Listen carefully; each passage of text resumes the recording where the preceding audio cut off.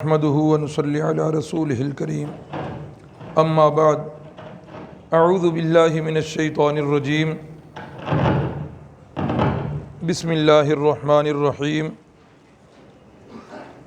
لمسجد اسس على التقوى من اول یوم احق ان تقوم فیہ رجال یحبون ان یتطہروا واللہ یحب المطہرین صدق اللہ العظیم۔ رحمت کائنات صلی اللہ علیہ وسلم کی مدینہ شریف آمد، یہاں تک ہم پہنچ چکے تھے۔ گویا مکی زندگی کے تقریباً تمام حالات و واقعات جو بڑے بڑے تھے وہ گوش گزار کر دیے گئے۔ مدنی زندگی کا آغاز ہو رہا ہے جی۔ مدنی زندگی کے حالات و واقعات سے پہلے ایک بات بڑی ضروری جس کا تعلق ابھی سے ہے، لیکن یہ بات طے ہوئی ہے 17 ہجری میں۔ 17 ہجری کس کا زمانہ تھا؟ حضرت فاروق اعظم رضی اللہ تعالیٰ عنہ۔ حضرت سیدنا فاروق اعظم رضی اللہ تعالیٰ عنہ کا زمانہ ہے اور 17 ہجری ہے۔ حضرت ابو موسیٰ اشعری رضی اللہ تعالیٰ عنہ خط لکھتے ہیں حضرت فاروق اعظم کی طرف کہ حضرت آپ کی طرف سے پے در پے احکام آتے ہیں۔ ایک خط آتا ہے، پھر دوسرا آتا ہے، پھر تیسرا آتا ہے، ان پر تاریخیں نہیں لکھی ہوتی۔ بعض اوقات یوں بھی ہوتا ہے کہ پہلے آنے والا قاصد جو ہے کسی وجہ سے رستے میں رک جاتا ہے، بیمار ہو جاتا ہے یا اس کی وفات ہو جاتی ہے، تو وہ پہلے آنے والا لیٹ پہنچتا ہے، بعد میں آنے والا جلدی پہنچ جاتا ہے۔ کوئی تاریخ نہیں لکھی ہوتی، تو مسلمانوں کی ایک اپنی تاریخ ہونی چاہیے، مسلمانوں کی ایک اپنا کیلنڈر ہونا چاہیے۔ تو میرا مشورہ یہ ہے کہ اس میں کوئی مشورہ کیا جائے۔ ایک روایت اور دوسری روایت کے مطابق سیدنا فاروق اعظم رضی اللہ تعالیٰ عنہ وہ اپنے ڈاک کی چھانٹی کر رہے تھے، اور چھانٹی کرتے کرتے ایک خط کوئی بڑا ضروری ملا جو بر وقت نہیں دیکھ سکے۔ اب جب دیکھا تو اس کے اندر تاریخ لکھی ہوئی نہیں ملی۔ اب پریشان ہوئے کہ یہ خط کب آیا ہے۔ بہرحال دونوں واقع ہو سکتے ہیں، حضرت سیدنا ابو موسیٰ اشعری والا واقعہ بھی اور یہ واقعہ بھی۔ اب حضرت فاروق اعظم نے صحابہ کو بلا لیا۔ سیدنا فاروق اعظم رضی اللہ تعالیٰ عنہ نے صحابہ اکرام کی ایک شورا بنائی ہوئی تھی، اور اس شورا کے اندر وہ صحابہ اکرام تھے جن کی رائے کو رسول اللہ صلی اللہ علیہ وسلم بھی ترجیح دیا کرتے تھے۔ ان صحابہ کی ایک شورا بنائی ہوئی تھی، اور اس شورا کے اندر جتنے تھے سب کو اکٹھا کر لیا کہ یہ معاملات بنے ہیں، اسلام کی سرحدیں اب دور تک پھیل رہی ہیں، مسلمانوں کا کوئی اپنا کیلنڈر ہونا چاہیے۔ مختلف آراء آئیں۔ ایک رائے آئی کہ جس سال رسول اللہ صلی اللہ علیہ وسلم کی ولادت باسعادت ہوئی ہے نا جی، اس سال سے اپنے کیلنڈر کا آغاز کیا جائے۔ علامہ سرخسی نے یہ بات لکھی ہے کہ جس سال رسول اللہ کی ولادت باسعادت ہوئی ہے اس سال سے کیلنڈر کا آغاز کیا جائے۔ حضرت فاروق اعظم رضی اللہ تعالیٰ عنہ نے فرمایا نا، یہ تشبہ بالنصارى ہے، یہ تو عیسائیوں کے ساتھ مشابہت ہو جائے گی۔ عیسائیوں کا عیسوی کیلنڈر جو ہے وہ بھی تو سیدنا عیسیٰ علیہ السلام کی ولادت سے ہو رہا ہے، اور ہم رسول اللہ کی ولادت سے یہ کام شروع کر دیں تو یہ ان کے ساتھ مشابہت ہو جائے گی، جبکہ آقا علیہ السلام کا واضح فرمان ہے۔ آپ نے فرمایا کہ من تشبہ بقوم فہو منہم، جو بندہ جس قوم کی مشابہت کرتا ہے وہ بھی انہی میں سے ہوگا۔ اور متعدد مقامات پر آپ صلی اللہ علیہ وسلم نے یہود و نصارہ کی مشابہت سے روکا ہے۔ آج ہمارے ہاں بھی یہی ایک چیز چل پڑی کہ اپنانے والی تھی سیرت، آج ہم نے سیرت اپنانا چھوڑ دی، ہم نے دن منانا شروع کر دیے، تحقیق ہی نہیں کی کہ اس کے اندر کس کی مشابہت ہم کر رہے ہیں۔ بہرحال یہ پہلی رائے آئی، سیدنا فاروق اعظم نے رد کر دی۔ کس وجہ سے؟ کہ تشبہ بن نصارہ ہے، عیسائیوں سے مشابہت ہے۔ دوسری رائے آئی کہ رسول اللہ صلی اللہ علیہ وسلم کی وفات والے سال سے اپنا کیلنڈر شروع کرتے ہیں۔ سیدنا فاروق اعظم رضی اللہ تعالیٰ عنہ نے فرمایا وہ سال تو پوری امت کا سانحہ فاجعہ کا سال تھا، کائنات کے اندر جب سے کائنات بنی ہے سب سے بڑا غم والا واقعہ جو ہے اس سال ہوا ہے، اس سال تو نہیں کر سکتے۔ تیسری رائے کہ ہجرت والے سال سے اس کی ابتدا کی جائے۔ پھر اسی بات پر سب کا اتفاق ہوا کہ ہجرت والے سال سے مسلمان اپنے کیلنڈر کا آغاز کریں۔ اب ہجرت والا سال وہ تو ہو گیا، مہینہ پہلا کون سا ہونا چاہیے؟ اور یہ یاد رکھیں کہ مہینے جب سے اللہ نے کائنات بنائی ہے اسی وقت سے یہ مہینے جو ہیں 12 کے 12 چل رہے ہیں۔ یہ محرم، صفر، ربیع الاول، ربیع الثانی، یہ سارے کے سارے مہینے اسی وقت سے چل رہے ہیں۔ جو ساتھی باہر لکھ رہے ہیں نا وہ آگے آ جائیں، اندر ہے تپائیوں پر جگہ، ادھر آگے بیٹھیں، لکھنے میں آسانی ہوتی ہے۔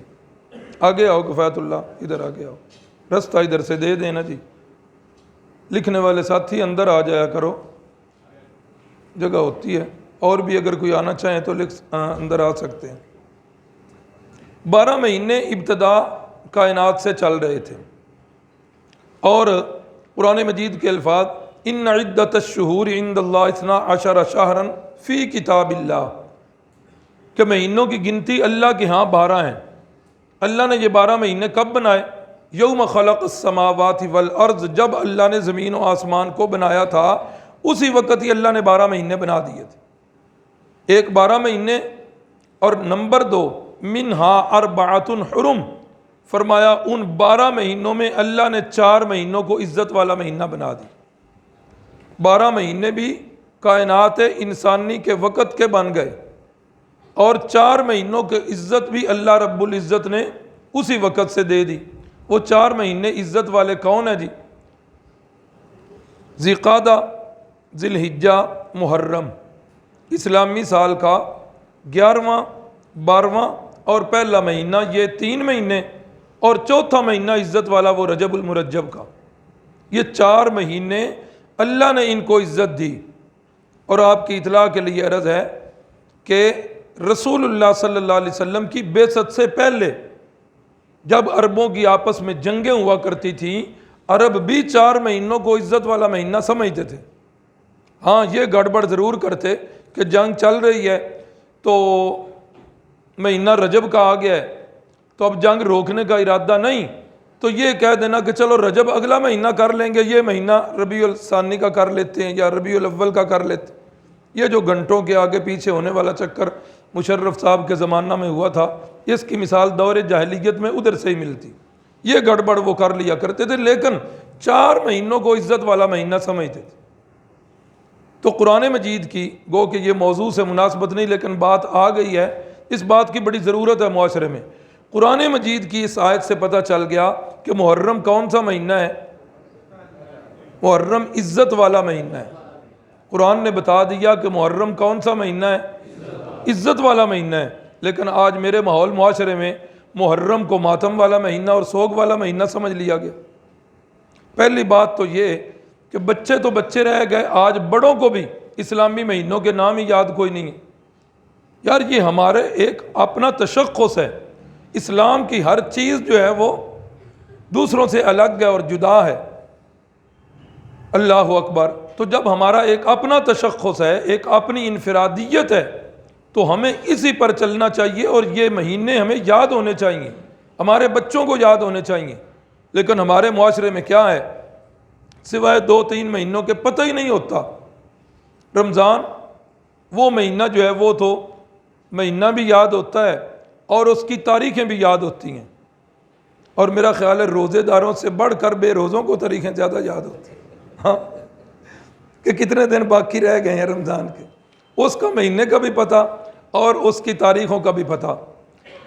ذی الحجہ کے مہینے کا صرف 10 دن تک پتہ ہوتا ہے کہ عید الاضحیٰ کی آمد ہے، اور جس وقت رستے بند ہو جاتے ہیں اس وقت یاد آتا ہے وہ محرم کا مہینہ شروع ہو گیا ہے، یا جب گلیاں بازار سجتے ہیں اس وقت پتہ چلتا ہے کہ ربیع الاول کا مہینہ ہے، یا وہ جس وقت شرلیاں پٹاخے چلتے ہیں تو اس وقت پتہ چلتا ہے کہ یہ جو ہے نا شبرات والا مہینہ آ گیا، اور وہ بھی صرف چند دنوں تک، پورے مہینے کا ہمیں پتہ بھی نہیں ہوتا۔ تو یہ لازمی امر ہے۔ مفتی محمد شفیع صاحب رحمہ اللہ نے لکھا ہے کہ یہ اسلامی کیلنڈر مسلمانوں پر سنت کفایہ ہے۔ اگر مسلمانوں کے ماحول میں چند لوگ اس کی پابندی کریں گے تو باقی گناہ سے ان کو چھوٹ مل جائے گی، لیکن اگر کوئی بھی اسلامی طریقوں کا حساب نہیں رکھے گا تو سارے مسلمان گناہ گار اور مجرم ہوں۔ الحمدللہ ہمارا دینی مدارس کا سارا نظام وہ انہی کے اوپر ہے۔ ہمارے سالانہ امتحان، سمائی، ششمائی، چھٹیاں، وہ ساری یہ اسلامی تاریخوں کے حساب سے ہوتی۔ تو بہرحال اتنا سب کو پتہ چل گیا کہ محرم سوگ والا مہینہ نہیں، محرم ماتم والا مہینہ نہیں، بلکہ محرم عزت والا مہینہ ہے۔ اس لیے یہ جمود جو ہے نا ذہنوں سے ختم ہونا چاہیے، اور یہ ایک بری رسم جو ہمارے معاشرے میں چل پڑی کہ محرم، اس کے اندر شادی، توبہ توبہ، شادی نہیں کرنی، اللہ اکبر۔ تو یہ چیزیں بالکل جو ہے نا غیر اسلامی چیزیں ہیں۔ تو یہ ہجری تاریخ کا آغاز کس ہجری میں ہوا؟ 17 ہجری، جب حضرت فاروق اعظم رضی اللہ تعالیٰ عنہ کا زمانہ تھا، تو اس وقت سے ہجری تاریخ کا آغاز کیا گیا۔ رحمت کائنات صلی اللہ علیہ وسلم کل جہاں تک بات پہنچی تھی کہ وہ یہودی، اس نے اعلان کیا کہ اے لوگوں، جس نبی کی آمد کے تم منتظر تھے وہ نبی آ گئے ہیں۔ اب کیا تھا، مدینے کے ہر گھر کا بندہ، بڑے کیا، چھوٹے کیا، بوڑھے کیا، سارے کے سارے بھاگ پڑے۔ آگے نا وہ ایک مشہور اشعار ہیں بچیوں کے، انہوں نے رسول اللہ صلی اللہ علیہ وسلم کی آمد پر وہ اشعار پڑھے تھے، طلع البدر علینا من ثنیات الوداع۔ یہ ثنیات الوداع، وداع کہتے ہیں جہاں، وہ کل بھی بات کی تھی، پرانا زمانہ دیہات میں جب مہمان جایا کرتا تھا تو اس کا ایک جگہ باہر نکل کر استقبال کیا جاتا، اور جب مہمان رخصت ہونے لگتا تب بھی وہاں تک آ کر اس مہمان کو رخصت کیا جاتا تھا۔ تو یہاں وہ ایک خاص جگہ تھی جہاں یثرب والے اپنے مہمانوں کو رخصت کیا کرتے تھے، اور غالباً اسی جگہ مہمانوں کا استقبال کیا جاتا تھا۔ اس جگہ کو کہتے ہیں ثنیات اور الوداعی، یہ اس نسبت سے کہ یہاں مہمانوں کو وداع کیا جاتا تھا۔ اس جگہ پہنچ کر سارے کے سارے لوگ جو ہیں وہ اکٹھے ہو گئے، اور رسول اللہ صلی اللہ علیہ وسلم کا انتہائی شاندار استقبال کیا گیا۔ رحمت کائنات صلی اللہ علیہ وسلم سب سے پہلے جس جگہ آئے، اس وقت یہ یثرب سے ایک الگ باہر بستی تھی، 3 یا 4 کلومیٹر کا فاصلہ تھا، قباء کی بستی۔ اب تو وہ مدینے کا ایک محلہ شمار ہو گیا ہے، مدینے کی وسعت ہو گئی ہے۔ تو قباء کی بستی جو ہے نا، اس جگہ آپ صلی اللہ علیہ وسلم ٹھہرے ہیں، اور کتنا ٹھہرے ہیں؟ تقریباً کسی نے لکھا کہ 4 دن، کسی نے 14 اور کسی نے 12، یہ مختلف جو ہے نا یہ روایات ہیں۔ بہرحال جتنا دن بھی ٹھہرے، رسول اللہ صلی اللہ علیہ وسلم یہاں ٹھہرے، اور اس ٹھہرنے کے اندر کلثوم بن ہدم، ان کے مکان کے اندر آپ ٹھہرے تھے رحمت کائنات صلی اللہ علیہ وسلم۔ اور واپسی پر جب آپ صلی اللہ علیہ وسلم یہاں ٹھہرے تھے، قباء کے اندر جو آمد ہوئی ہے، تو مورخین نے لکھا کہ 12 ربیع الاول کو رسول اللہ صلی اللہ علیہ وسلم قباء میں تشریف لائے۔ تو جب یہ مشورہ ہوا تھا نا کہ سال اپنا ہونا چاہیے، سال کی تو تعیین ہو گئی، محرم کو پہلا مہینہ کیوں شمار کیا گیا؟ اس لیے کہ رسول اللہ صلی اللہ علیہ وسلم کا ارادہ محرم میں بن چکا تھا ہجرت کرنے کا، اس لیے محرم کو پہلا مہینہ شمار کیا گیا۔ سفر میں ہجرت شروع ہوئی ہے، اور ربیع الاول کے اندر آپ صلی اللہ علیہ وسلم کی قباء میں آمد ہوئی ہے۔ جس جگہ آپ ٹھہرے اس جگہ ایک مسجد تعمیر کی گئی، اور یہ مدینہ شریف کی سب سے پہلی مسجد تھی، جس مسجد کا نام قباء رکھا گیا۔ اور قباء کی مسجد، حدیث کے قرآن مجید میں بھی اس کا تذکرہ آیا، جو آیت کریمہ ابھی میں نے پڑھی، فرمایا لمسجد اسس علی التقوی من اول یوم، یہ مسجد قباء پہلے دن سے اس کی بنیاد تقوی پر رکھی گئی تھی۔ اے میرے محبوب، آپ یہ مسجد جو ہے آپ کے وہاں آنے جانے کی زیادہ حقدار ہے۔ اور رسول اللہ صلی اللہ علیہ وسلم کا مدنی زندگی کے اندر معمول تھا کہ آپ صلی اللہ علیہ وسلم اس مسجد میں آیا کرتے تھے۔ اور ایک روایت بھی ہے کہ جو بندہ یہاں آ کر 2 نفل ادا کرے گا، ایک مقبول عمرے کا اسے ثواب ملے گا۔ اللہ تعالیٰ سب کو زیارت نصیب فرمائے اور اللہ رب العزت بار بار آنا اور جانا نصیب کرے جی۔ تو یہاں ٹھہرنے کے بعد رحمت کائنات صلی اللہ علیہ وسلم اس سے آگے چلے۔ آگے جس وقت ہوئے تو ایک اور جگہ بنی سالم کا محلہ لکھا ہوا ہے۔ بنی سالم کے محلہ میں رسول اللہ صلی اللہ علیہ وسلم جب پہنچے تو اس وقت جمعے کا دن تھا، اور وہاں میدان کے اندر آپ صلی اللہ علیہ وسلم نے جمعہ پڑھایا۔ جمعہ فرض ہو چکا تھا اور یہ مدینہ شریف میں سب سے پہلا جمعہ تھا۔ اب تو وہاں ایک مسجد بنی ہوئی ہے اور اس مسجد کا نام ہی مسجد جمعہ رکھ دیا گیا ہے۔ اور وہاں آپ صلی اللہ علیہ وسلم نے خطبہ دیا۔ وہ خطبہ آج بھی سیرت کی کتابوں میں محفوظ ہے، بڑا لمبا چوڑا خطبہ، اور بڑی حیرانگی والی بات کہ 13 سال مار کھا کے آ رہے ہیں، لٹ پٹ کے آ رہے ہیں، سختیاں سہ کے آ رہے ہیں، سارا کچھ برداشت کیا، یہاں آ کر پہلا خطبہ دیا۔ اور اس پہلے خطبے کے اندر اگر اس کا نچوڑ نکالا جائے تو 2 ہی چیزیں اس کے اندر جو ہے نا وہ جلی ہیں، ایک تقوی اور دوسرا فکر آخرت۔ مکہ والوں کی سختیاں یا مکہ والوں کی آزمائشیں ان کا ذکر تک ہی نہیں ہے۔ اندازہ کر لو رسول اللہ صلی اللہ علیہ وسلم کی سیرت طیبہ کا کہ انہوں نے کیا کچھ نہیں کیا، لیکن رسول اللہ صلی اللہ علیہ وسلم نے وہ تذکرہ ہی نہیں کیا۔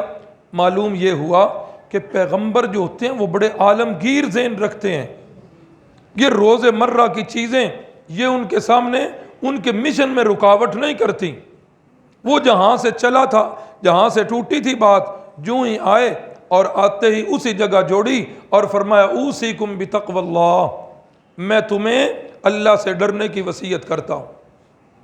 پیغمبر صلی اللہ علیہ وسلم نے یہاں جمعہ کی ادائیگی کی، اور جمعے کی ادائیگی کے بعد رحمت کائنات صلی اللہ علیہ وسلم یثرب میں داخل ہو رہے ہیں۔ اب اعلان جو ہو چکا تھا لوگوں کے غولوں کے غول، اور ایک روایت میں یہ بھی ہے کہ جب قباء میں آمد ہوئی نا تو اس وقت جو پہلے پہچانتے تھے وہ تو پہچانتے تھے، جو نہیں جانتے تھے سیدنا صدیق اکبر رضی اللہ تعالیٰ عنہ قافلے والوں کا استقبال کرتے، اور آنے والے یہی سمجھتے تھے کہ یہی رسول اللہ صلی اللہ علیہ وسلم ہے۔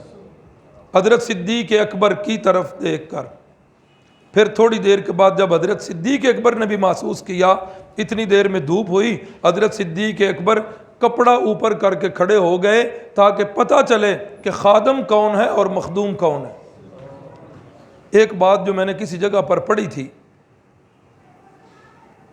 بڑی ذوق والی بات ہے کہ ایک طرف رسول اللہ صلی اللہ علیہ وسلم کے حسن کے تذکرے کہ کائنات میں سب سے زیادہ حسن وہ اللہ رب العزت نے میرے نبی پاک کو دیا تھا، ایک طرف یہ بات، اور دوسری طرف یہ بات کتابوں میں ملتی ہے کہ جس وقت اوپر سے آنے والے آتے اور صحابہ اکرام رسول اللہ کی محفل میں بیٹھے ہوتے تو آنے والوں کو پوچھنا پڑتا تھا کہ محمد صلی اللہ علیہ وسلم کون ہے۔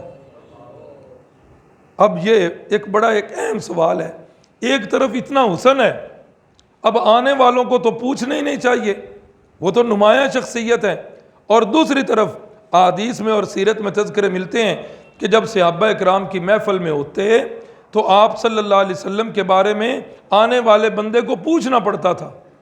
بڑا میں نے تلاش کیا اس کا جواب، بالآخر مجھے ملا کسی بزرگ کے قول سے، انہوں نے لکھا ہوا تھا کہ جس وقت رسول اللہ صلی اللہ علیہ وسلم صحابہ اکرام میں بیٹھے ہوتے تو آپ کے حسن کا عکس جو ہے وہ صحابہ اکرام پہ پڑ رہا ہوتا تھا۔ آپ کے حسن کا عکس، آپ کے حسن کے لشکارے وہ صحابہ اکرام پر پڑ رہے ہوتے، اور صحابہ بھی اس وقت اور زیادہ حسین ہو جایا کرتے۔ یہی وجہ تھی کہ آنے والے کو پوچھنا پڑتا تھا کہ آپ میں محمد صلی اللہ علیہ وسلم کون۔ اللہ اکبر۔ تو جس وقت رسول اللہ صلی اللہ علیہ وسلم چلے ہیں جی، یہ جمعہ کی ادائیگی کے بعد آپ نے سیدنا صدیق اکبر کو اپنے پیچھے سوار کر لیا۔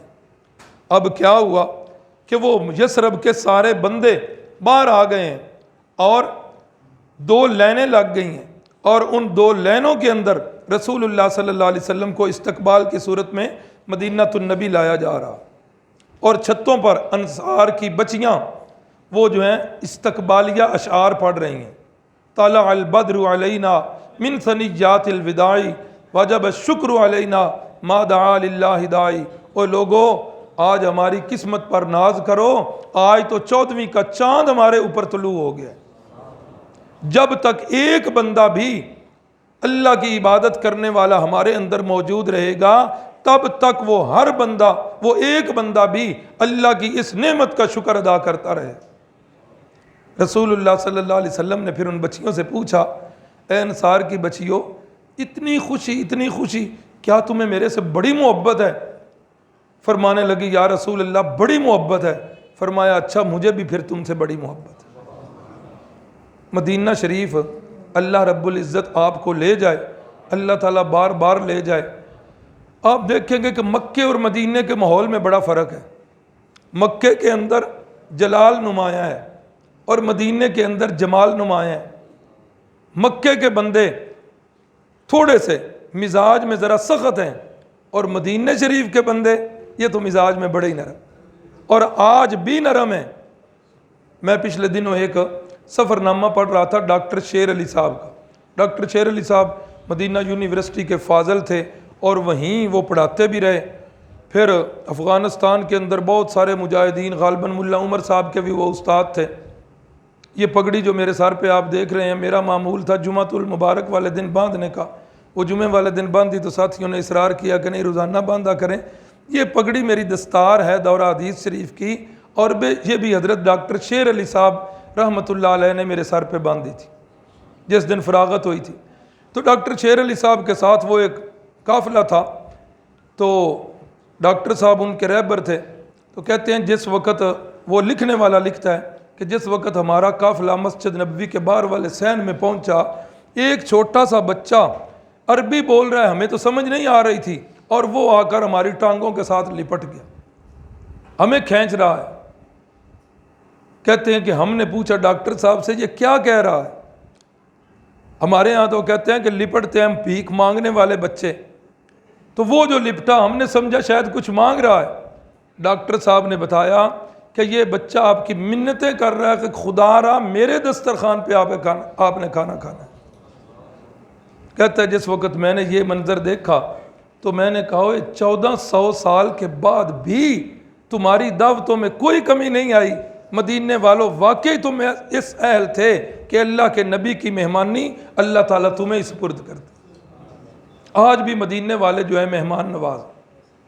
اللہ اکبر، اللہ اکبر۔ تو رحمت کائنات صلی اللہ علیہ وسلم جب مدینہ شریف میں داخل ہوئے، آج سے پہلے اس کا نام یثرب تھا۔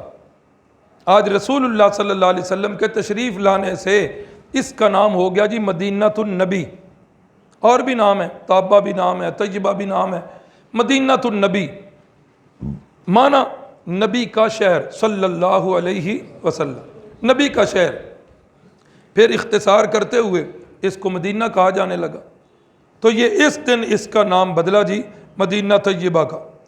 حضرت براء ابن عازب رضی اللہ تعالیٰ عنہ فرماتے ہیں کہ جس دن رسول اللہ صلی اللہ علیہ وسلم تشریف لائے مدینہ طیبہ میں نے اپنی زندگی کے اندر اہل مدینہ کو کبھی اتنی خوشی سے نہیں دیکھا جتنی خوشی انہیں اس دن ہوئی تھی۔ اور فرماتے ہیں کہ میں نے اہل مدینہ پر اس سے بڑھ کر کوئی غم والا دن نہیں دیکھا جس دن رسول اللہ کی وفات ہوئی ہے، اس سے بڑھ کر مدینے والوں پر غم کا کوئی پہاڑ نہیں ٹوٹا۔ خوشی کا بھی سب سے بڑا دن اور صدمے کا بھی سب سے بڑا دن۔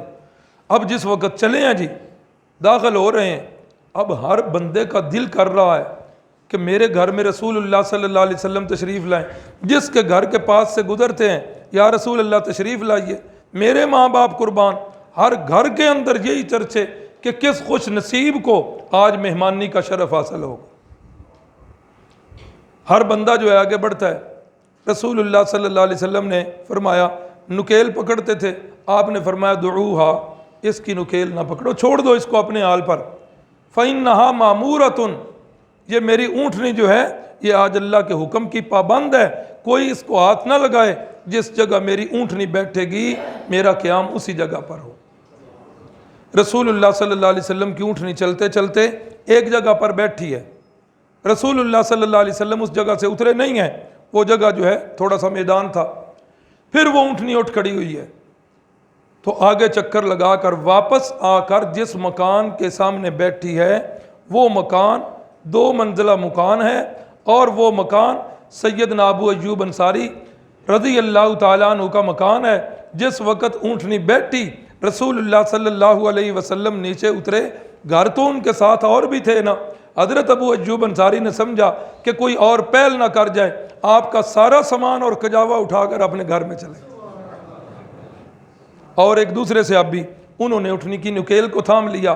رسول اللہ صلی اللہ علیہ وسلم نے فرمایا ٹھیک ہے، میرا قیام ادھر ہوگا، میری اونٹنی کا قیام تیرے گھر میں ہوگا۔ اللہ اکبر۔ یہاں وہ ایک بات 2-3 دفعہ میں پہلا اشارہ کر چکا ہوں کہ رسول اللہ صلی اللہ علیہ وسلم مدینہ طیبہ میں جب آئے، مشہور تو یہی بات ہے جو میں نے آپ کو بتا دی، لیکن پرانی سیرت کی کتابوں میں ایک واقعہ ملتا ہے، علامہ زرقانی نے اور بھی دیگر پرانے جو اصحاب سیر ہیں انہوں نے وہ واقعہ نقل کیا ہے۔ وہ لکھتے ہیں طبہ، جس طرح میں نے بتایا نا حبشے کے بادشاہ کا لقب کیا تھا؟ نجاشی، اس طرح یمن کا جو بادشاہ ہوتا تھا اس کا لقب تھا طبہ۔ قرآن مجید میں بھی اس قوم کا تذکرہ آیا ہے۔ طبہ بادشاہ جو تھا نا، یہ اپنے پورے لاؤ لشکر اور فوج کے ساتھ سیر پہ نکلا ہوا تھا، اس فوج کے اندر کمانڈر بھی، فوجی بھی، اس کے گھر والے بھی، اور تورات انجیل زبور کے عالم بھی اس کے ساتھ تھے۔ باقی فوج کتنی ہوگی اس کی تعداد مجھے کہیں نہیں ملی۔ آگے آ جائیں، ادھر ہے جگہ، آگے آ جائیں، کھلے ہو کے بیٹھ۔ تورات انجیل کے جو علماء تھے 400 کے قریب ان کی تعداد لکھی ہوئی ہے، 400 کے قریب وہ علماء تھے۔ اللہ اکبر۔ اب جس وقت یہ گھومتا جس وقت اس جگہ پہ آیا نا یثرب، اب وہ جو علماء تھے تورات انجیل کے، انہوں نے دیکھا کہ وہ جو ہم نے سابقہ کتابوں میں نشانیاں پڑھی ہوئی ہیں نبی آخر الزمان کے ہجرت گاہ کی، وہ ساری کی ساری نشانیاں یہاں پائی جا رہی ہیں۔ اب انہوں نے بادشاہ 2-4 دن جتنے دن بھی ٹھہرنا تھا وہ ٹھہرا۔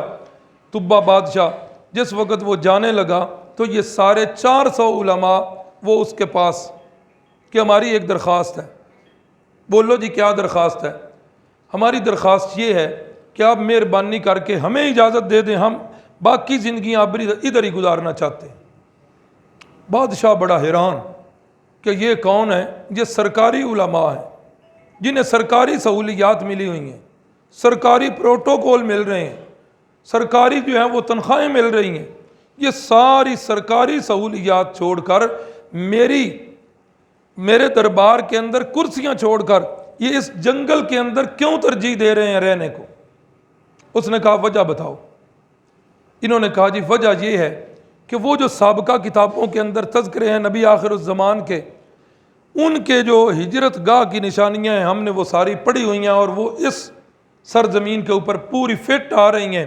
نبی آخر الزمان نے یہاں ہی تشریف لانا ہے، ہم یہ چاہتے ہیں کہ ہم باقی زندگیاں یہیں بسر کریں، اگر ہماری زندگی میں آ جائیں تو ہم ان کے دعوت حق پرست ان کے بیعت کر لیں ان کے ہاتھ پر، اور باقی زندگیاں انہی کی غلامی کے اندر گزار دیں۔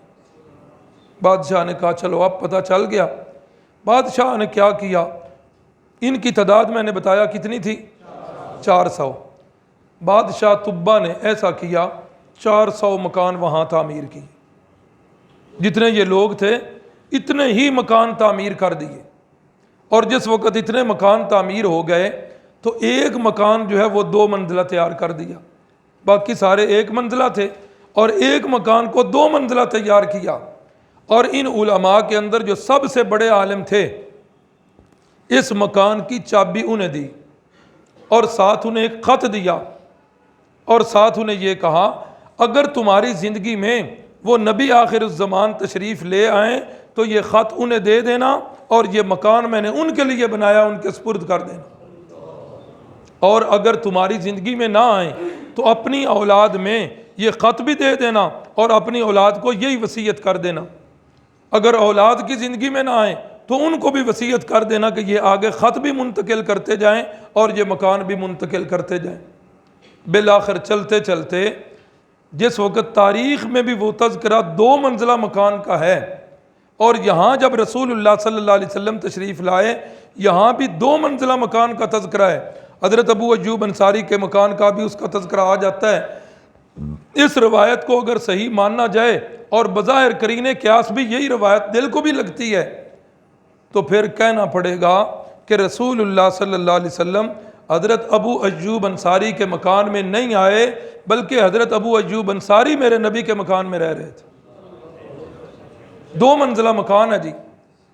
یا رسول اللہ صلی اللہ علیہ وسلم آپ اوپر تشریف رکھیں، نیچے والی منزل جو ہے وہ ہمارے لیے ہے، یہ تو نہیں ہو سکتا کہ ہم اوپر ہوں اور آپ نیچے ہوں۔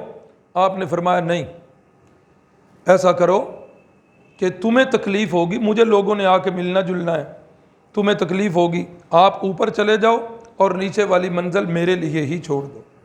اور یہی ہوا، پھر رسول اللہ صلی اللہ علیہ وسلم اس مکان کے اندر ٹھہرے رہے۔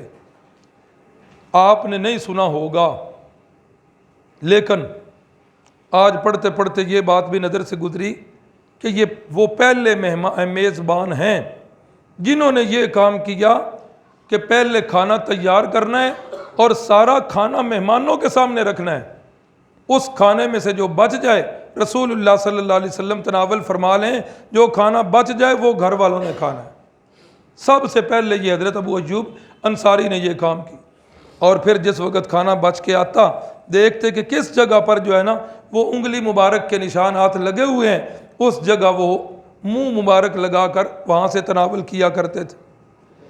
رحمت کائنات صلی اللہ علیہ وسلم کی اونٹنی جہاں پہلے بیٹھی تھی، آپ صلی اللہ علیہ وسلم نے اس جگہ کو مسجد نبوی کے لیے منتخب کیا اور پوچھا یہ جگہ کس کی ہے؟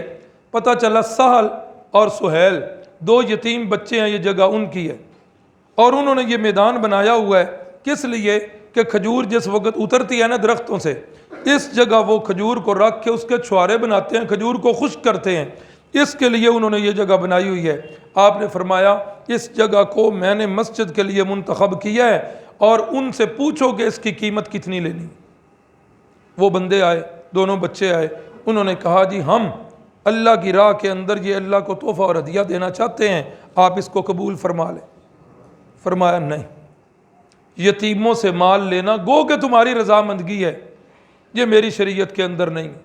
اور قرآن مجید کے الفاظ بھی ہیں، ان الذین یأکلون اموال الیتامی ظلما انما یأکلون فی بطونہم نارا، جو بندے یتیموں کا مال کھاتے ہیں خواہ 1 روپیہ ہی کیوں نہ ہو، وہ اپنے پیٹ کے اندر جہنم کی آگ بھر رہے ہیں، جہنم کی آگ۔ یتیم کے پیٹ میں ہمارا پیسہ چلا جائے تو چلا جائے۔ ایک موقع آپ نے یتیم بچے کو پکڑا ہوا تھا اور یہ 2 انگلیاں مبارک شہادت والی اور ساتھ والی، یہ 2 انگلیاں ایسے کر کے فرمایا انا وکافل الیتیم کہاتین یوم القیامہ، وہ لوگوں میں اور یتیم کی کفالت کرنے والا بندہ قیامت والے دن ایسے ہوں۔ محدثین کے بھی کیا ہی کہنے، اللہ کی کروڑ رحمتیں ہوں۔ اب جس طرح ہماری گہرائی 2 کو 4 کرنے میں، 4 کو 8 کرنے میں ہے، محدثین کا پسندیدہ مشغلہ تھا رسول اللہ کے فرامین سے نکتے نکالنا۔ اب وہ اس طرف چل پڑے کہ ان کا کیا مطلب ہے، بڑے عجیب نکتے انہوں نے نکالے۔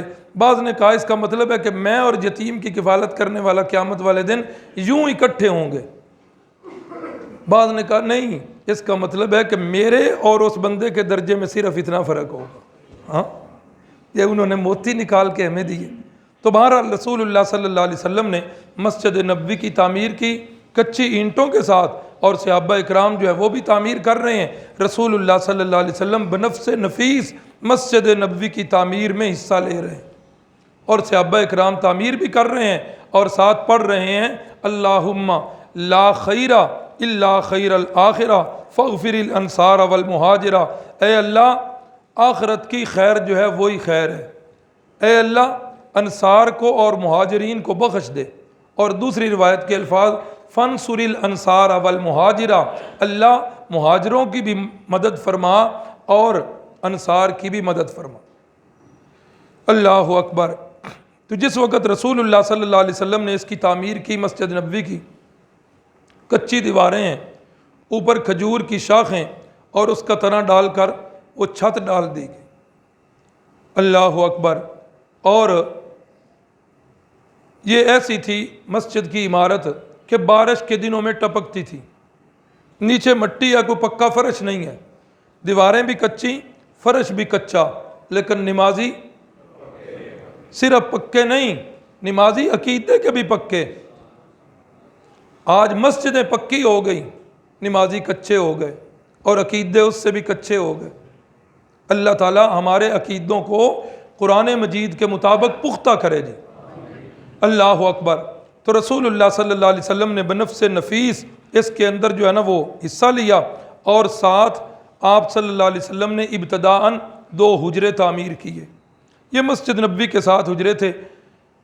اب تو پرانے بندے نہیں ملتے، اگر کوئی بندہ مل جائے، ترکوں نے مسجد نبوی کی جو تعمیر کی نا، اس تعمیر کے اندر اس کی تاریخ کو سمو دیا ہے، اور یہ بڑی تکنیک کے ساتھ کہ رسول اللہ صلی اللہ علیہ وسلم کے زمانے میں مسجد نبوی کتنی تھی، اس کے لیے انہوں نے جو ستون ہیں ان کے رنگ الگ کیے۔ حضرت صدیق اکبر کے زمانے میں نا، اس کے بعد جو توسیع ہوئی اس کی وہ یہ ساری چیزیں انہوں نے عمارت کے اندر سموئی ہوئی۔ کوئی پرانا بندہ مل جائے تو وہ اس کی رہنمائی کرتا ہے، لیکن اب تو کتابیں بھی چھپ چکی ہیں۔ یہ ہمارا اس سال پہلا یہ پروگرام ہے، کوشش کر رہے ہیں آئندہ اس پروگرام کے اندر بہتریاں آئیں۔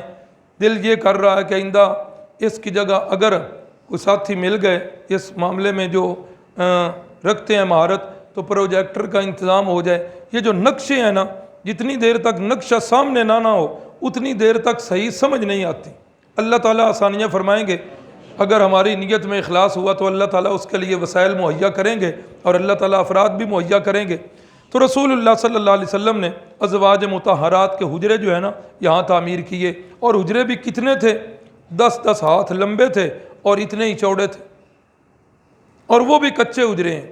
ان کی چھتوں پر بھی وہی کھجور کے پتے ہیں، اور یہ حجرے کافی دیر تک رسول اللہ صلی اللہ علیہ وسلم کے بعد بھی رہے ہیں۔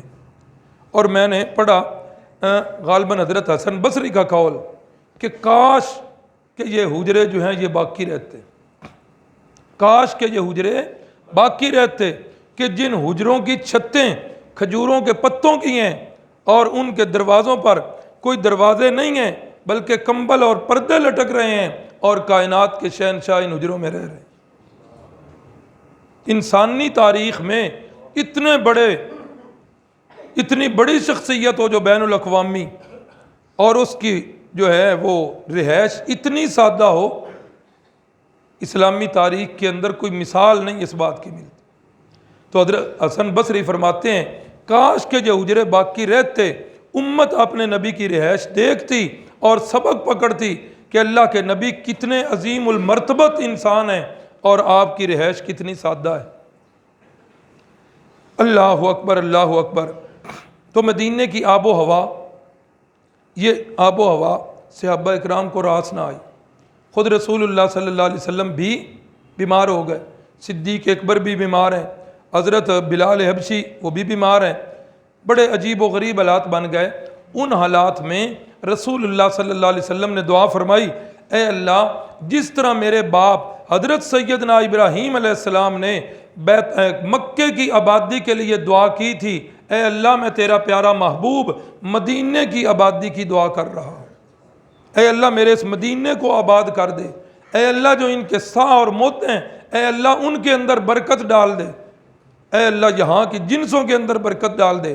رسول اللہ صلی اللہ علیہ وسلم کی دعا کا اثر ہوا تو پھر مدینے کی فضا ساری کی ساری خوشگوار بن گئی۔ صحابہ اکرام کو اللہ نے صحت اور تندرستی دے دی۔ جس بندے کو بھی وہاں جانا نصیب ہو نا جی، اللہ سب کو لے جائے۔ حرم مکی کے اندر وہاں ایک اردو زبان میں ایک ہی درس ہوتا ہے مولانا مکی اجازی کا، وہ اللہ کا بندہ عقائد کی بڑی وہاں اصلاح کر رہا ہے، اس درس کے اندر ضرور شریک ہونا چاہیے۔ جب ہم تھے وہاں الحمدللہ مجھے انہوں نے سند حدیث بھی دی ہے. یہ جو اگلے دن بھی میں نے بات کی تھی کہ کوئی بھی حدیث پڑھانے والا بغیر سند کے نہیں پڑھاتا، تو انہوں نے مجھے حدیث کی بھی آگے بیان کرنے کی اپنی سند انہوں نے مجھے عطا کی ہوئی ہے. تو جب وہاں تھے تو انہوں نے بتایا کہ اصل میں پہلے میرے والد یہاں آئے تھے. تو کہتے ہیں میں چھوٹا بچہ تھا، ایک دن میرے والد نے مجھ سے سوال کیا، کہنے لگے کہ مکی مجھے ایک بات بتاؤ، عمرے کے جتنے احکام ہیں سارے مکے میں ادا ہوتے ہیں، حج کے جتنے احکام ہیں وہ بھی مناسک وہ بھی سارے مکے میں ادا ہیں، طواف کہاں ہوتا ہے؟ بیت اللہ میں، مکے میں. حجر اسود کہاں پہ؟ بین الصفا والمروہ کی سعی وہ بھی کہاں؟ مینا، عرفات، مزدلفہ، یہ سارے کدھر ہیں؟ حج اور عمرے کے سارے مناسک مکے میں ادا ہو رہے ہیں یا اس کے نواح میں ادا ہو رہے ہیں.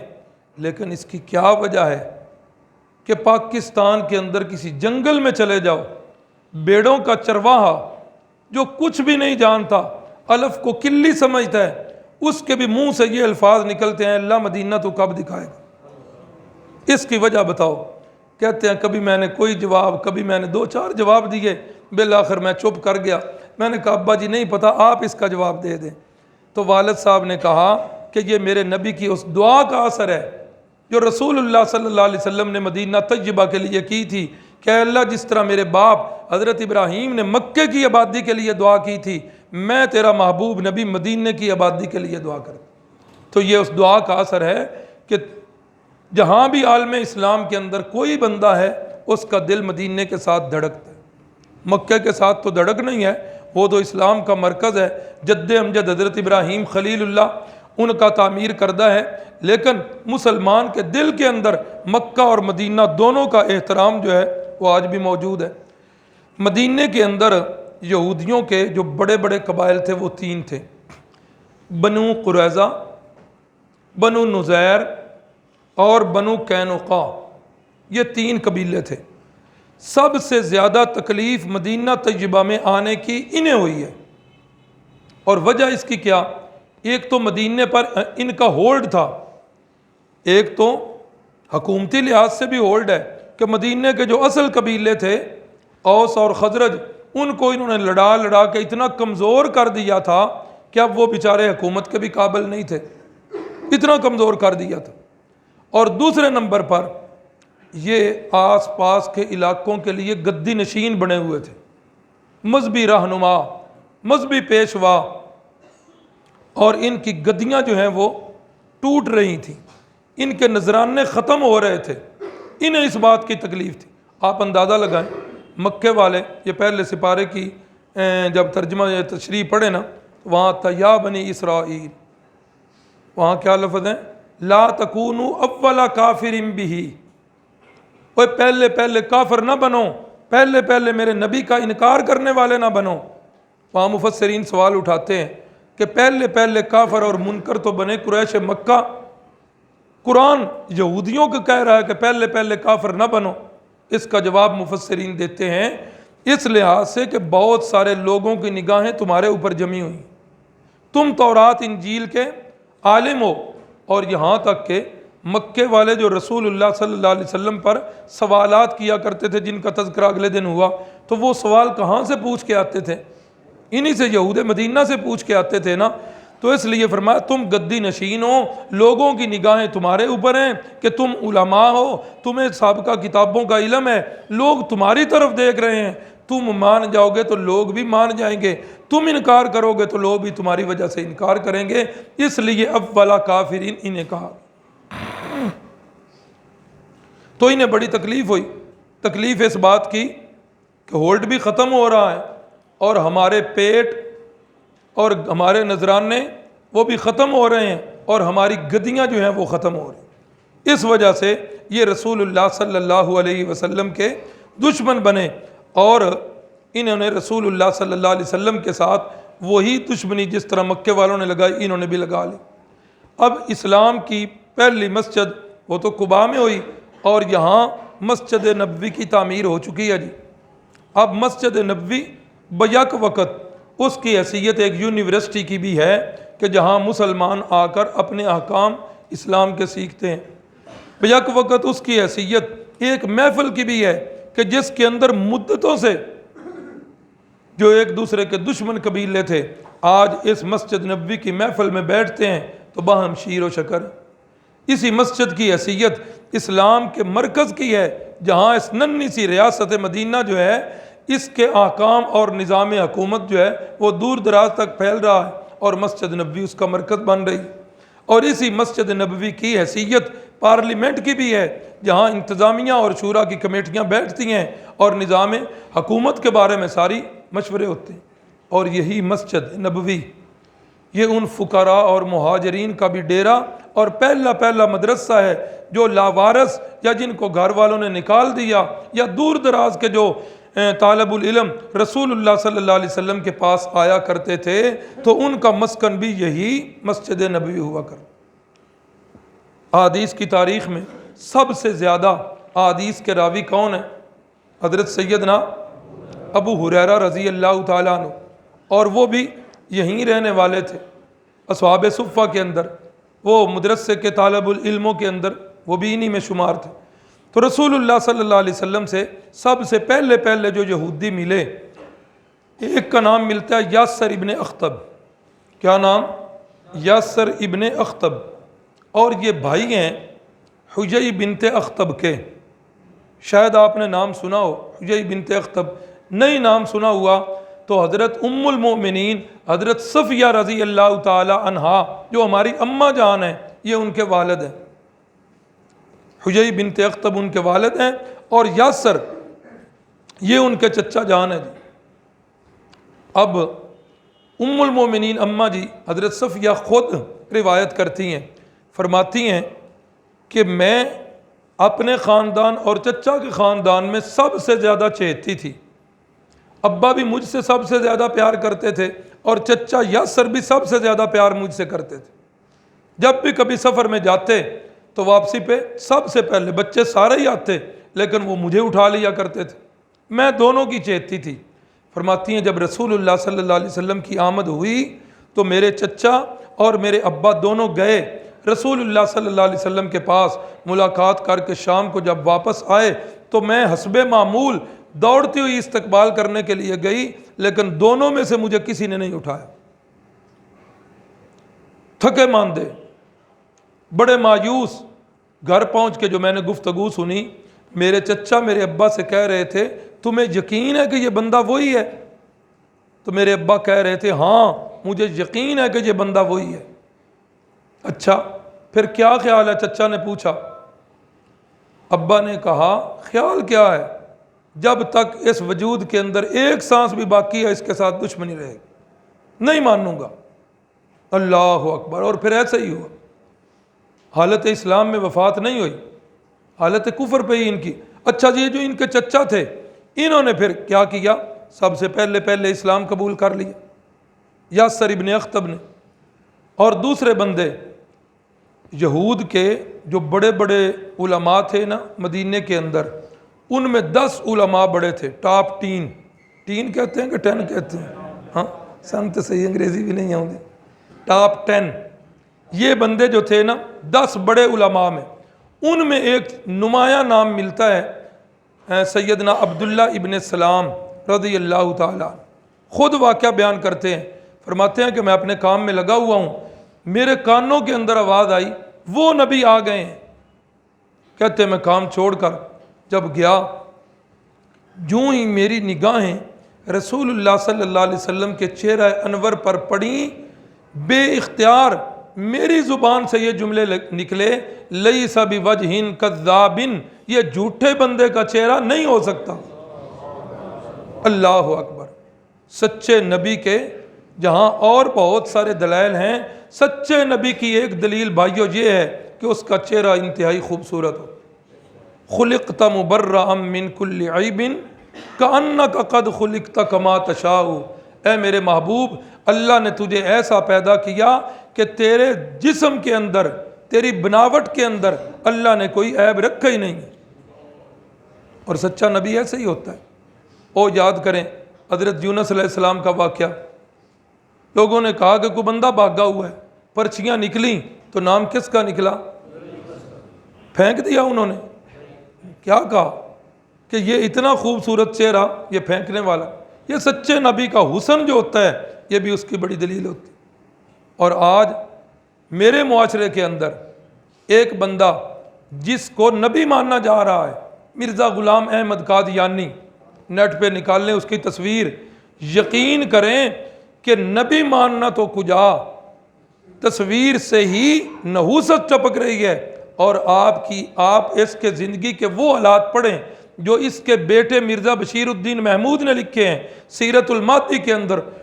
بے شمار ایسے حالات جن کو پڑھ کے اللہ کے گھر میں خانہ خدا میں کھڑا ہوں، انصاف سے کہہ رہا ہوں، آپ اگر ان کا مطالعہ کریں، نبی ماننا کجا، مسلمان نہ کجا، ایک شریف آدمی بھی بندہ اس کو ماننے کے لیے تیار نہیں. انتہائی بے حیا قسم کا لچر انسان. یہ موضوع آ جائے گا انشاءاللہ، ختم نبوت کا موضوع ایک دن چلے گا، آج موضوع نہیں ہے، آج کا مواد ابھی رہتا ہے. تو حضرت عبداللہ بن سلام رضی اللہ تعالیٰ عنہ یہ زبان سے الفاظ نکلتے گئے اور فرماتے ہیں سب سے پہلی جو حدیث میرے کانوں سے ٹکرائی، آپ صلی اللہ علیہ وسلم فرما رہے تھے، یا ایھا الناس، اے لوگو، افشوا السلام، سلام کو عام کرو، اسلام کو نہیں، سلام کو، السلام علیکم ورحمۃ اللہ. اور یہ بڑی پیارا تحفہ ہے. قرآن مجید کے اندر اللہ رب العزت نے بتایا کہ یہ جنتیوں کا آپس میں تحفہ ہوگا. جس طرح یہاں ہم جاتے ہیں نا ایک دوسرے کے گھر، پہلے تو یہ بہت کچھ ہوتا تھا کہ کوئی چیز لے کر جانی، اب مہنگائی نے ویسے ہی کمر دوری کر دی ہے. تو جنتی جب ایک دوسرے کے ہاں جائیں گے، مٹھائیاں اور فروٹ نہیں ہوں گے، وہاں ان کا تحفہ کیا ہوگا؟ دعواہم فیہا سبحانک اللہم وتحیتہم فیہا سلام. فرمایا یہ جنتیوں کا تحفہ ہے سلام. صحابی آئے، انہوں نے آ کر کہا السلام علیکم. رسول اللہ صلی اللہ علیہ وسلم نے فرمایا 10 نیکیاں اس کے لیے واجب ہو گئی. دوسرے آئے، انہوں نے کہا السلام علیکم ورحمۃ اللہ. فرمایا اس کے لیے 30 نیکیاں واجب ہو گئی، 20 نیکیاں. تیسرے آئے، انہوں نے کہا السلام علیکم ورحمۃ اللہ وبرکاتہ. آپ نے فرمایا اس کے لیے 30 نیکیاں واجب ہو گئی. آج میری نظر نیکیوں پر نہیں ہے. نیکیوں کا پتہ چلے گا قیامت والے دن، جب ایک ایک نیکی سے میرے اور آپ کے جنت اور جہنم کے فیصلے ہوں گے. لیکن ان نیکیوں کو اکٹھا کرنے کے لیے آج کی زندگی اللہ نے ہمیں دی ہوئی ہے. میں تو نیکیوں کی مثال دیتا ہوں کہ نیکیوں کی مثال جو ہے اس طرح جس طرح الیکشن کے دنوں کے اندر کینڈیڈیٹ ایک ایک دروازے پہ جاتے ہیں. کتنے ایسے لوگ جن کے ساتھ عام زندگی میں سلام لینا گوارا نہیں کرتے، ان کو جھک جھک کے مل رہے ہوتے ہیں، خاندان کی ساری خیریت پوچھ رہے ہوتے ہیں. دل نہیں کر رہا لیکن یہ کام کر رہے ہیں. کیوں کر رہے ہیں؟ ایک ایک ووٹ کے بھوکے ہوتے ہیں. انہیں پتہ ہوتا ہے ایک ووٹ سے ہار اور جیت کے فیصلے ہونے ہیں. خدا کی قسم بھائیو، میری اور آپ کی ہار جیت کے فیصلے بھی قیامت والے دن ایک ایک نیکی سے ہونے. تو نیکی کو معمولی، حدیث کے الفاظ ہیں لا تحتقرن من المعروف شیئا، نیکی چھوٹی بھی کیوں نہ ہو اس کو حقیر نہ سمجھو. فرمایا یا ایھا الناس افشوا السلام، اے لوگو سلام کو عام کرو. اطعموا الطعام، اے لوگو بھوکوں کو کھانا کھلاؤ. وفکوا العانی، غلاموں کو آزاد کرو. اور فرمایا کہ جس وقت لوگ سو رہے ہوں اس وقت اللہ کی عبادت کرو. فرماتے ہیں کہ سب سے پہلی حدیث میرے کانوں سے ٹکرائی. میں بارگاہ رسالت مآب میں پہنچا، میں نے 2-4 سوال کیے. میں نے آپ کے ہاتھ پہ اسلام قبول کر لیا. میں نے کہا یا رسول اللہ، ابھی یہودی جو ہے نا وہ آنے والے ہیں، تو آپ نے میرے بارے میں ان سے پہلے پوچھنا ہے، میرا اسلام لانے کا نہیں بتانا، پوچھنا ہے ان سے. حضرت عبداللہ بن سلام چھپ گئے. یہود آئے، رسول اللہ صلی اللہ علیہ وسلم نے پوچھا کہ عبداللہ بن سلام تمہارے اندر کیسا بندہ ہے؟ جیسا ابھی بتایا کہ وہ اونچے درجے کے عالم تھے. کہنے لگے خیرنا وابن خیرنا، عبداللہ بن سلام کے تو کیا کہنے، بڑا نیک آدمی، ہمارا سب سے اچھا بندہ ہے. اور اچھا کیوں نہ ہو، اس کا باپ بھی بڑا اچھا انسان تھا. رسول اللہ صلی اللہ علیہ وسلم نے فرمایا اچھا اگر عبداللہ بن سلام اسلام قبول کر لے تو تمہارا کیا خیال ہے؟ کہنے لگے نا اللہ اس کو بچائے رکھے، وہ نہیں اسلام قبول کر سکتا، وہ تو بہت بڑا عالم ہے۔ فرمایا نہیں، 1 منٹ کے لیے بتاؤ تو صحیح، اگر وہ اسلام قبول کر لیں تو تمہارا رد عمل کیا ہوگا؟ کہنے لگے سوال ہی نہیں پیدا ہوتا کہ عبداللہ بن سلام تمہارا کلمہ پڑھ لے۔ اتنے میں عبداللہ بن سلام اندر سے نکلے اور فرما رہے تھے اشہد ان لا الہ الا اللہ واشہد ان محمدا عبدہ ورسولہ۔ اب ضد کا اندازہ کیجئے، وہی جو بھی کہہ رہے تھے خیرنا وابن خیرنا، اسی جگہ پر بیٹھے ہیں، محفل وہی ہے، کہنے لگے شرنا وابن شرنا، یہ تو بڑا برا انسان ہے، اور برا کیوں نہ ہو، اس کا باپ بھی بڑا برا بندہ تھا، یہ بڑا جھوٹا انسان ہے، اس کا باپ بھی بڑا جھوٹا تھا۔ اب ضد کا تو کسی کے پاس حل نہیں، اور ضدی بندے کو ہدایت نصیب نہیں ہوتی۔ تو یہ پہلے لوگ تھے جو رسول اللہ صلی اللہ علیہ وسلم کے سامنے آئے، اور انہوں نے رسول اللہ صلی اللہ علیہ وسلم کے ہاتھ پر اسلام قبول کیا۔ اب رسول اللہ صلی اللہ علیہ وسلم نے مدینہ پہنچ کر، مہاجرین کی آباد کاری کا بہت بڑا مسئلہ تھا، مدینہ طیبہ پہنچ کر آپ نے ایک انصار میں سے اور ایک مہاجرین میں سے آپ نے ایک صحابی کو ایک کا بھائی بنا دی، ایک مہاجر اور ایک انصار میں سے 2 کا بھائی بنا دی۔ اس کو کہتے ہیں مواخات مدینہ، مہاجرین کی آباد کاری۔ اور چشم فلک نے ایسا نظارہ آج تک نہیں دیکھا جو اس معاہدے کے بعد وہ انصار اور مہاجرین کا جو نظارہ دیکھا محبت کا، کہ جس کے پاس 1 باغ ہے اس نے آدھا اپنے بھائی کو دے دیا، جس کے پاس 2 مکان ہیں اس نے 1 مکان اپنے بھائی کو دے دیا ہے۔ اور ایسے صحابی بھی ہیں جو اپنے بھائی کو مہاجر کو لے کے آئے ہیں اور کہتے ہیں یہ دونوں بیویاں میری صاحب کے سامنے ہیں، ان میں سے جون سی بیوی آپ کو پسند ہے میں اس کو طلاق دیتا ہوں، عدت کے بعد آپ اس کے ساتھ نکاح کر لیں۔ کون ہے جو آج کرے؟ یہ وہی لوگ تھے جو رسول اللہ صلی اللہ علیہ وسلم کے ڈائریکٹ صحبت یافتہ تھے، جن پر میرے نبی کی محنت رنگ لائی ہے۔ آج لوگ کہتے ہیں کہ رسول اللہ صلی اللہ علیہ وسلم ان کی وفات کے بعد نعوذ باللہ معاذ اللہ صحابہ جو ہیں وہ مرتد ہو گئے تھے۔ ایک بات آپ اہل شہر ہو، ایک بات آپ بھی جانتے ہیں، ایک بات یہ تحدیث بن نعمت کے طور اور میرا اس میں کوئی کمال نہیں، آپ حضرات نے یہ جملہ شہر میں رہتے ہوئے سنا ہوگا کہ حافظ نور محمد صاحب کے شاگرد ان کو جہاں بھی کھڑا کر دو ان کی منزل یاد ہوتی ہے، یہ جملہ آپ نے سنا ہوگا۔ ایک ادنا سا امتی وہ محنت کرے، اس کی محنت سالوں کے بعد بھی جاری رہے، اور رسول اللہ صلی اللہ علیہ وسلم کی محنت نعوذ باللہ معاذ اللہ اتنی ناقص تھی کہ ادھر اللہ کے نبی نے آنکھ جو ہے وہ میچی اور ادھر ان کے جو تربیت یافتہ تھے وہ پھر گئے۔ انا للہ و انا الیہ راجعون۔ اس میں صحابہ پر تو تان ہے ہی ہے، اس میں ڈائریکٹ رسول اللہ کی ذات مقدس پر تان ہو رہا ہے کہ اللہ کے نبی کی محنت جو ہے وہ ناقص تھی کہ آپ کی وفات کے فوراً بعد نعوذ باللہ صحابہ اسلام سے جو ہے پھر گئے۔ اگر صحابہ اسلام سے پھر گئے تو بھائیو میرے اور آپ کے اسلام کی گارنٹی کیا ہے؟ رسول اللہ صلی اللہ علیہ وسلم کو ہم نے دیکھا ہے، آپ کی صحبت اختیار کی ہے، ہمارے اور رسول اللہ کے درمیان اسلام ہم تک کیسے پہنچا ہے؟ صحابہ کے ذریعے پہنچا ہے۔ صحابہ کو نکال دو تو ہم بھی مسلمان نہیں بچتے۔ تو یہ پہلی ہجری کے واقعات تھے جو میں نے آپ کے گوش گزار کیے، اور پہلی ہجری کے اندر یہ جو معاہدہ تھا یہ مواخات مدینہ کا تھا، اور اس کے ساتھ آپ نے آس پاس کے قبیلوں کے ساتھ اور یہودیوں کے ساتھ جو معاہدہ کیا اس کا نام ہے میثاق مدینہ۔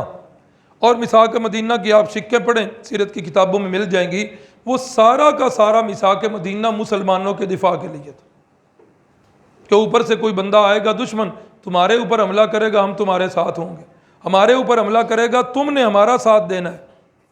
یہ سارے اب یہ سارے کا سارا معاہدہ یہ کیا تھا؟ مسلمانوں کے دفاع کے لیے اور مسلمانوں کو فائدے کے لیے۔ ہمارے جنرل پرویز مشرف صاحب علیہ ما علیہ، انہوں نے جس وقت امریکہ کے ساتھ معاہدہ کیا افغانستان کو کچلنے کا، اس ظالم نے یہ میثاق مدینہ کا حوالہ دیا تھا۔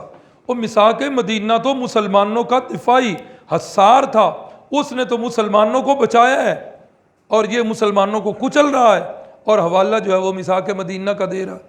تو رسول اللہ صلی اللہ علیہ وسلم نے آس پاس کے قبائل جتنے تھے ان کے ساتھ ایک معاہدہ کیا تاکہ اندرونی خلفشار سے ہم بچ جائیں اور بیرونی دشمن کوئی حملہ آور ہو تو کم از کم یہ اس کے ساتھ مل کر ہمارے ساتھ لڑیں تو نہیں۔ تو یہ سارے پہلے ہجری کے واقعات تھے جو میں نے لکھ دیے۔ سب سے پہلے رسول اللہ صلی اللہ علیہ وسلم کی آمد، مسجد قباء کی تعمیر، مسجد نبوی کی تعمیر، مواخات مدینہ، میثاق مدینہ، حضرت عبداللہ ابن سلام کا قبول اسلام، اور حضرت سلمان فارسی کا بھی قبول اسلام پہلی ہجری میں ہوا، جن کا واقعہ پیچھے گزر چکا ہے۔ اماں جان حضرت عائشہ صدیقہ کی رخصتی وہ بھی اسی پہلی ہجری کے اندر ہوئی ہے۔ جہاد کی اجازت وہ بھی پہلی ہجری میں ہوئی ہے، اور آذان کی ابتدا، یہ سارے پہلی ہجری کے واقعات ہیں۔ اللہ کو منظور ہوا تو انشاءاللہ دوسری ہجری کے واقعات کا کل بیان ہوگا۔ ہفتے والے دن سے نا ایک چھوٹا سا سلسلہ اس درس کے اندر اور شروع کرنا ہے، چونکہ اب جو ہے نا یہ احکام جتنے تھے میں نے کل بھی بتایا وہ مدینے میں فرض ہوئے، تو سیرت النبی کا ایک عنوان آداب بھی ہے، جس کو احادیث کی کتابوں میں کتاب الآداب کے نام سے منسوب کیا جاتا ہے۔ سونے کے آداب، جاگنے کے آداب، کھانے کے آداب۔ تو 5 یا 6 منٹ کا سیشن وہ ہوگا کہ اس کے اندر آداب بتائے جائیں گے اور ایک مسنون دعا کا ذکر کیا جائے گا، اور وہ دہرائی جائے گی تاکہ ساتھیوں کو زبانی یاد ہو جائے۔ اگر آپ سارے حضرات سمجھتے ہیں کہ یہ ہم آتے ہیں اور یہ ہمارا وقت قیمتی بنتا ہے، تو رسول اللہ صلی اللہ علیہ وسلم کی حدیث کو مد نظر رکھیں۔ فرمایا تم میں سے کوئی بندہ اس وقت تک مومن نہیں ہو سکتا جب تک وہ چیز جو اپنے لیے پسند کرتا ہے اپنے بھائی کے لیے پسند نہ کرے۔